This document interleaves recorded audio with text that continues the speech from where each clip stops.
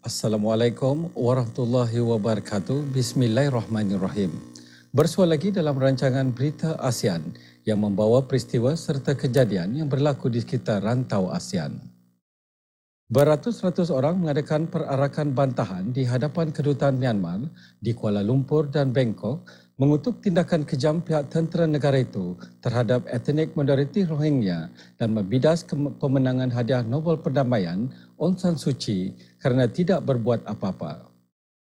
Thailand telah mengeluarkan amaran mengenai penggunaan berlebihan antibiotik dalam ternakan dan ayam yang dibekalkan pada rangkaian restoran makanan segera di sana. Di Malaysia pula, kemunculan rumpai laut merah di pantai Tanjung Gelam, Kuala Terengganu mengusarkan penduduk apabila hidupan laut itu dikatakan mengeluarkan bau hanyir dan menyebabkan rasa gatal apabila disentuh. Ikuti laporannya bersama Hajah Minah Duraman.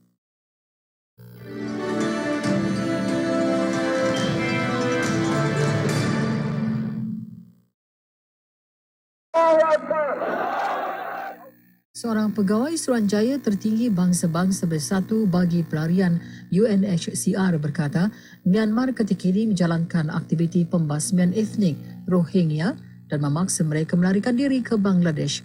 Ketua Pejabat Suruhanjaya tersebut di Bangladesh, John McCase berkata, tentera Myanmar dan polis pengawal sempadan terlibat dalam penyiksaan puak Rohingya yang tidak berdosa.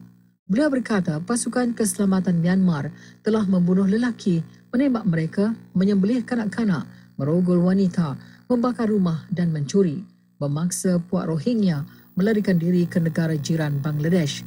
Kejadian ini menyebabkan beratus-ratus orang mengadakan perarakan bantahan di ibu negara Malaysia, Kuala Lumpur dan ibu negara Thailand, Bangkok. Para penunjuk perasaan tersebut berkumpul di hadapan kedutaan Myanmar di dua bandaraya berkenaan, mengutuk tindakan kejam terhadap etnik minoriti Rohingya dan membidas pemenang hadiah Nobel Perdamaian Aung San Suu Kyi kerana tidak berbuat apa-apa. Orang ramai yang membantah juga mengeluarkan kenyataan mengutuk keganasan yang dilakukan terhadap masyarakat Islam Rohingya.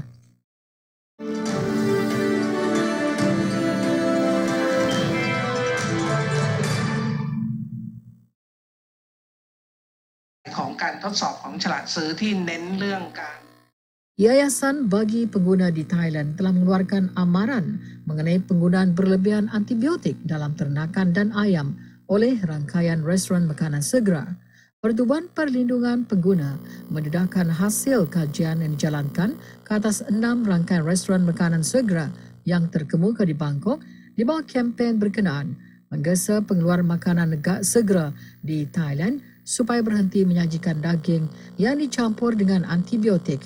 Setiausaha Yayasan bagi Pengguna, Sari Ong Som Wang berkata, kempen itu bertujuan menghentikan penggunaan daging ternakan yang disuntik dengan antibiotik.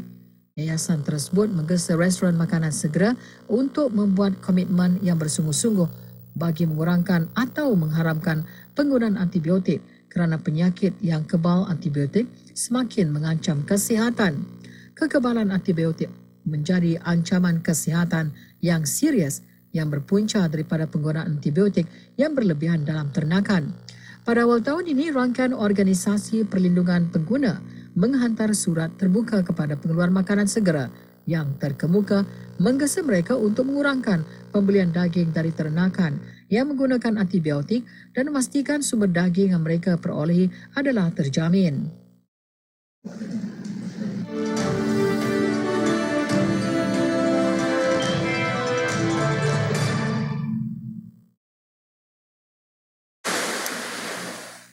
Kebanjiran rumpai laut merah yang terdampar di pantai Kampung Tanjung Gelam di Kuala Nerus, Terengganu, Malaysia baru gemparkan setengah penduduk setempat yang menganggap ia sebagai fenomena luar biasa. Bagaimanapun, pakar penyelidik Universiti Malaysia Terengganu berkata ia adalah fenomena biasa yang cuma jarang berlaku. Keindahan pemandangan pantai yang luar biasa itu bagaimanapun mengganggu penduduk setempat berikutan baunya yang hanyir.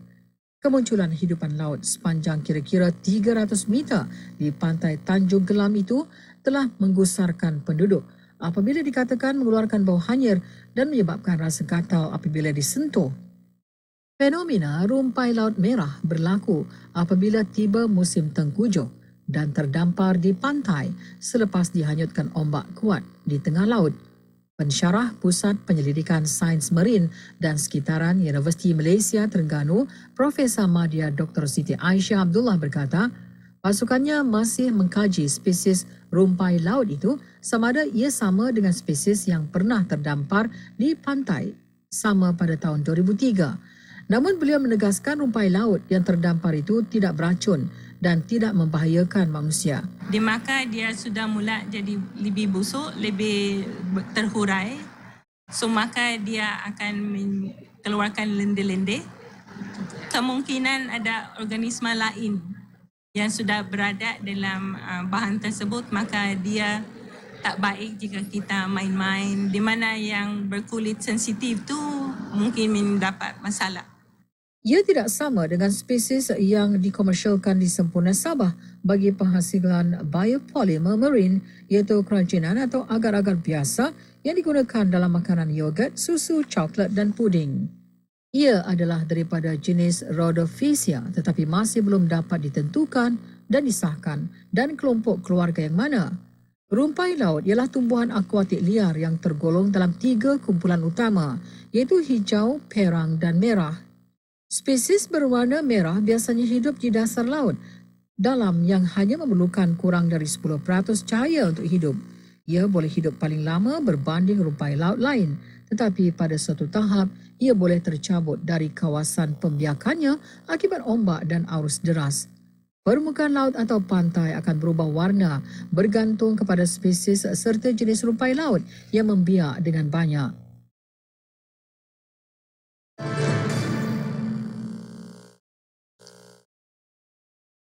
Berita ASEAN malam ini juga membawa order ke Singapura, Vietnam dan Kemboja bagi liputan berita ASEAN yang lain.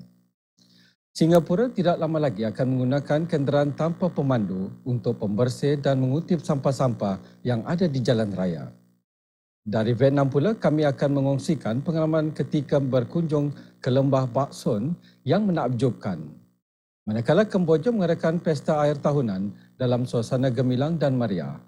Bahan berita tersebut mengakhiri berita ASEAN pada malam ini dan laporannya juga bersama Ajah Minah Duraman.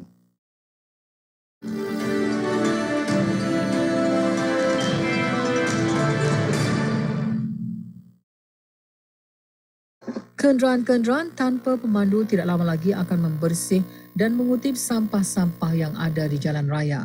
Kementerian Pengangkutan dan Agensi Persekitaran Kebangsaan telah pun meminta maklumat-maklumat mengenai reka bentuk dan perkembangan kenderaan-kenderaan yang dimaksudkan. Pandangan umum berkata teknologi ini adalah perlu untuk menepati perkhidmatan pembersihan awam dan pengutipan sampah yang lebih mampan. Kenderaan-kenderaan tanpa pemandu sedang diuji di lokasi-lokasi seperti di Gardens Bay, The Bay dan di One North. Kemudahan-kemudahan teksi tanpa pemandu juga sedang diuji pandu di One North. Dan teknologi ini akan digunakan di jalan-jalan raya untuk membersih dan mengutip sampah. Pihak berkuasa berharap teknologi ini boleh meningkatkan produktiviti kebersihan awam.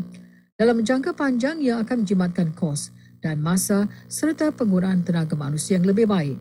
Seorang pakar berpendapat ia sama ada melibatkan pengubahsuaian kenderaan yang sedia ada atau penciptaan asas robot yang mampu melaksanakan pelbagai tugas. Tetapi Profesor Ang mengatakan sistem yang sebahagiannya berautonomi masih boleh dilaksanakan sementara teknologi robot ini dikembang majukan. Ini bermakna cuma beberapa orang pekerja yang diperlukan untuk mengutip sampah. Profesor Ang juga berkata kaedah ini menjadikan tugas yang dibuat lebih selesa dan boleh menarik lebih ramai orang untuk menceburi industri yang kekurangan tenaga kerja.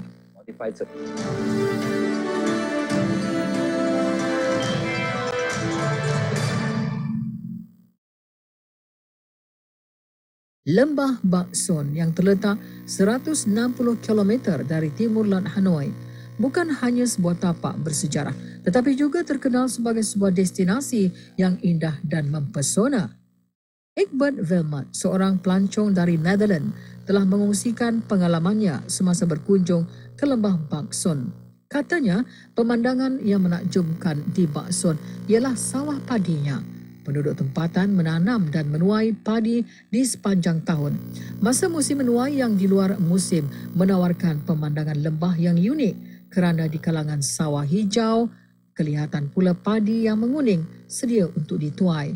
Selain Bak Son, tempat yang mesti dikunjungi ialah Gunung Nalai.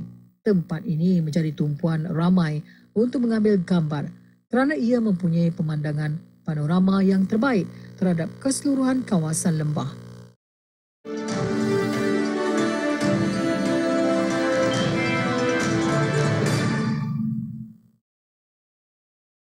Selepas peristiwa tragis di hari terakhir Pesta Air pada tahun 2010, kerajaan Kamboja telah meniadakan pesta tersebut selama 3 tahun berturut-turut. Pada 2014, Pesta Air kembali lagi walaupun kehadiran pengunjung kurang daripada tahun-tahun sebelumnya. Pada tahun 2015, sekali lagi pesta ini ditiadakan disebabkan paras air yang terlalu rendah. Akhirnya pada tahun ini, Pesta Air diadakan dengan gemilang dalam suasana yang baik dan ramai pengunjung. Pesta Air tahunan selama 3 hari bertepatan dengan sambutan Tahun Baru Khmer merupakan hari cuti paling penting bagi rakyat Kamboja. Lumba perahu di Tonle Sap dan suasana karnival di darat menarik berjuta-juta orang dari seluruh Kamboja. Dalam bahasa Khmer, Pesta Air tahunan dipanggil Bon Om Tiok. Pesta air dan bulan disambut semasa musim penangkapan ikan. Ia juga menandakan perubahan aliran arus di sungai Tonle Sap. Acara lumba perahu serta pertunjukan bunga api diadakan di sungai tersebut. Lebih daripada 400 buah bot dikepalai oleh pendayung terlatih mengambil bahagian dalam perlumbaan perahu tahunan itu yang menjadi kemuncak pesta air berkenaan. Ini adalah salah satu acara penting di Kamboja yang menarik ramai pengunjung dari pelbagai wilayah ke ibu negara Phnom Penh.